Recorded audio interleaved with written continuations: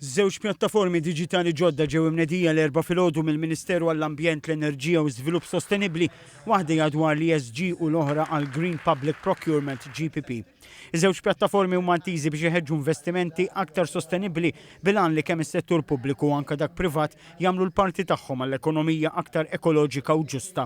Id-direttur tad-Direttorat tal-Iżvilupp Sostenibbli fih dan l-istess Ministeru, Francine Paċkarwana, qalet li l-kumpaniji li qed jirreġistraw fuq il-pjattaforma mnedija diġà żdiedu mis-16 kumpanija irreġistrati fil-bidu nett. Bħala pjattaformi ovvjament jinsabu aċċessibbli fuq is-siti elettroniċi huma available u anke l-kumpaniji jistgħu jirreġistraw fil-każ fejn jidħol l-ESG platform u jkunu jistgħu jirrapportaw nsejħulhom l-ESG credentials tagħhom fejn jidħol prestazzjoni tagħhom fejn jidħol l-ambjent, is-soċjal u anke l-governanza.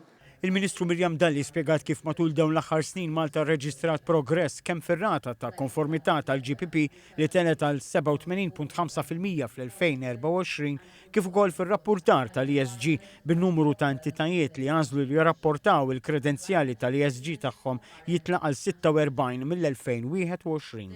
Qalet li permezz ta' din il-pjattaforma r-rappurtar tal-kredenzjali tal-ESG se jsir aktar faċli u sempliċi.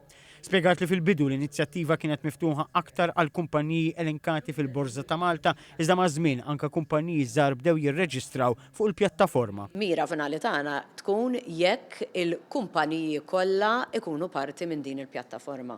Però nifhem li mbagħad il-kumpaniji li huma żgħar ħafna jistgħu isibu li dan għalihom ikun naqra pis addizzjonali. Għalhekk li qegħdin ngħinuhom anke permezz ta' skemi minħa tal-Malta Enterprise biex ikunu jistgħu iqabdu lil min ikun jagħmlilhom dan it-tip ta' rapportaġġ. Ġie spjegat li l-pjattaforma tal-GPP minn barra li ser ikun repożitorju għall informazzjoni relatat mas suġġett ser iservi bħala pjattaforma li permezz tagħha persuni interessati jistgħu jistaqsu mistoqsijiet relatati dwar il-konformità tal-GPP jew dwar taħriġ offrut.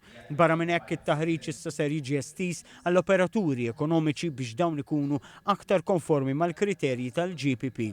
Il-Ministru Dalli qalet li dak tal-lum huwa pass importanti għall-Gvern biex ikompli jmexxi l quddiem bidla pożittiva fis-setturi kollha. Temmet tgħid li dak imħabbar illum jimxi id fit mal-Viżjoni 2050.